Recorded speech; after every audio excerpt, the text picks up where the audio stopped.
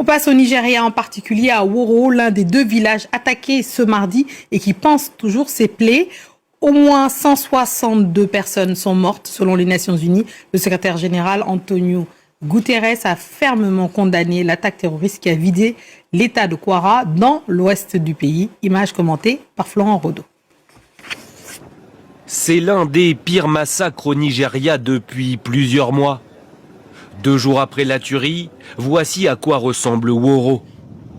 En temps normal, plusieurs milliers d'habitants vivent ici, mais aujourd'hui, les rues sont désertes. Sur ces images, des locaux creusent le sol avec les moyens du bord, des tombes de fortune pour les dizaines de victimes. C'est trop. Rien qu'hier, on a enterré 75 cadavres. Il ne reste plus personne dans la communauté. Tout le monde a été tué ou a fait ses valises. Chef du village, Oumar Biosaliou a vécu mardi une nuit d'horreur. Sa maison a été incendiée, sa femme et ses 3 filles ont été enlevées.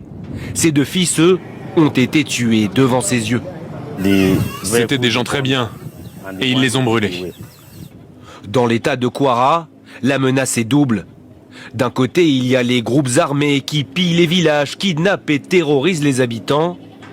De l'autre, une menace djihadiste partie du nord-ouest du pays et qui s'étend désormais vers le sud. Le président nigérian Bola Tinubu a attribué l'attaque terroriste à Boko Haram. Il a ordonné le déploiement de l'armée pour sécuriser la zone et tenter de retrouver les personnes enlevées. Des kidnappings devenus ces dernières années monnaie courante au Nigeria. Celui du 18 janvier dernier a connu ce jeudi une fin heureuse avec la libération des 80 derniers chrétiens enlevés dans des églises. Ce massacre rappelle avec une brutalité glaçante une réalité trop souvent reléguée au second plan de l'actualité internationale. Au Nigeria, la violence n'est plus ponctuelle, elle est devenue structurelle. Entre groupes armés criminels, bandes spécialisées dans les enlèvements et avancées progressives de groupes djihadistes, des régions entières basculent dans une insécurité chronique, laissant les civils totalement exposés.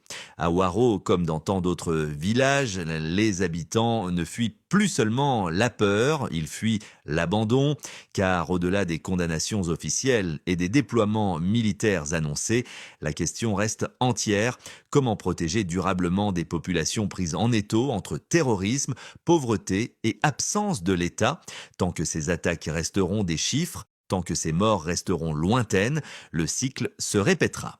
Le drame de Waro n'est pas un fait divers, c'est un signal d'alarme. Et il rappelle que l'insécurité au Nigeria n'est pas seulement une crise nationale, mais un enjeu régional et international qui exige autre chose que des réponses d'urgence.